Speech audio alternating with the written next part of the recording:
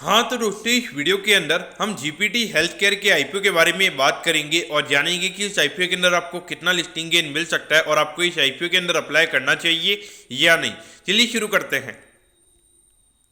तो देखिए सबसे पहले अगर हम यहाँ पे आईपीओ की डिटेल्स के बारे में अगर हम बात करेंगे तो ये जो आईपीओ ये 22 तारीख को ये आईपीओ में ओपन होता हुआ नजर आएगा और 26 तारीख को ये आईपीओ में क्लोज होता हुआ नजर आएगा। अगर हम इश्यू साइज की अगर हम बात करेंगे तो 525 करोड़ के लगभग का इश्यू साइज है और उसमें से अगर हम देखेंगे तो 40 करोड़ का यहाँ पे फ्रेश इश्यू है, यानी कि ये जो पैसा है ये कंपनी के पास में हमें जाता हुआ नजर आएगा और लगभग 485 करोड़ का हमें यहाँ पे ऑफर फॉर सेल नजर आता है, यानी कि ये जो पैसा यहाँ पे जो कंपनी के प्रमोटर्स हैं वो अपना स्टेक यहाँ पे बेच रहे हैं तो ये उतना हमें यहाँ पे 485 करोड़ का यहाँ पे ओएफएच कंपनी का नजर आता है।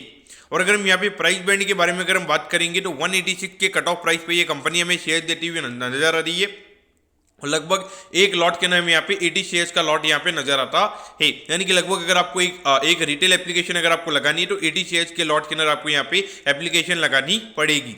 अगर हम यहाँ पे रिटेल कोटा की अगर हम बात करेंगे तो अराउंड 35% के लगभग का रिटेल कोटा में यहाँ पे कंपनी का नजर आता है, यानी कि लगभग 180 करोड़ के लगभग का रिटेल कोटा है। और अगर हम ये मान के चलते कि लगभग 3-3.5 करोड़ के लगभग की डिमांड अगर यहाँ पे आईपीओ में रिटेल के अंदर अगर आती है तो उसके हिसाब से अराउंड 20 टाइम्स आईपीओ में रिटेल के अंदर सब्सक्राइब होता हुआ नजर आ सकता है। अब अगर हम एट दी एंड अगर हम यहाँ पे फंडामेंटल्स के बारे में अगर हम बात करेंगे तो देखिए ये जो कंपनी है ये कंपनी हमें यहाँ पे जो हॉस्पिटल्स है उनको यहाँ पे ऑपरेट करती हुई हमें यहाँ पे नजर आती है। कंपनी के अगर हम हॉस्पिटल्स की अगर हम बात करेंगे तो अभी करंटली यहाँ पे 4 हॉस्पिटल्स हमें कंपनी के नजर आते हैं और मेनली यहाँ पे कोलकाता एरिया में, यानी कि जो वेस्ट बंगाल जो स्टेट है उसके अंदर यहाँ पे कंपनी के हॉस्पिटल्स नजर आते हैं। और उसके अंदर अगर हम देखेंगे कुछ यहाँ पे कंपनी के कोलकाता में और कुछ यहाँ पे जो हॉस्पिटल्स है कंपनी के वो हमें त्रिपुरा में नजर आते हैं। तो देखा जाए तो यहाँ पे 4 हॉस्पिटल्स है, लेकिन अगर हम कंपनी की अगर हम ऑब्जेक्टिव की अगर हम बात करेंगे, यानी कि जो आईपीओ से भी 40 करोड़ का भी कंपनी फंड रेज कर रही है तो यहाँ पे नॉर्मली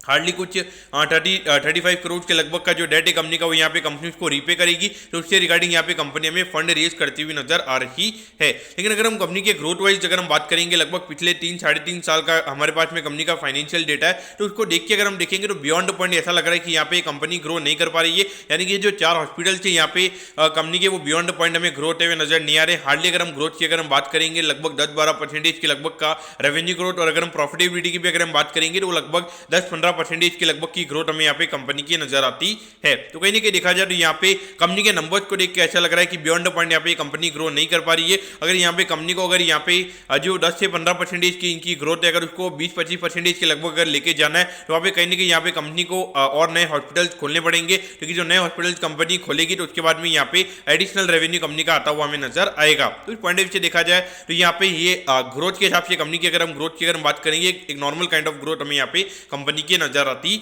है।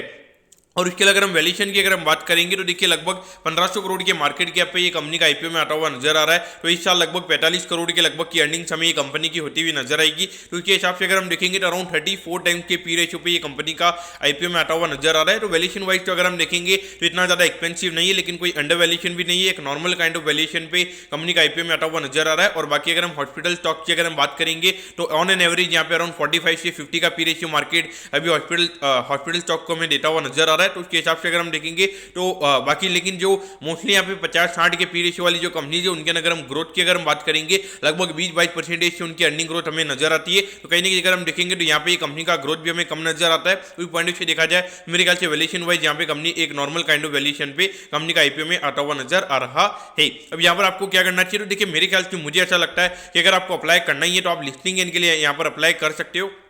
अब मैं ऐसा क्यों बोल रहा हूँ, क्योंकि देखिए अगर हम इश्यू साइज की अगर हम बात करेंगे तो यहाँ पे आईपीओ का साइज काफ़ी छोटा है, तो इसके हिसाब से अगर हम देखेंगे तो यहाँ पे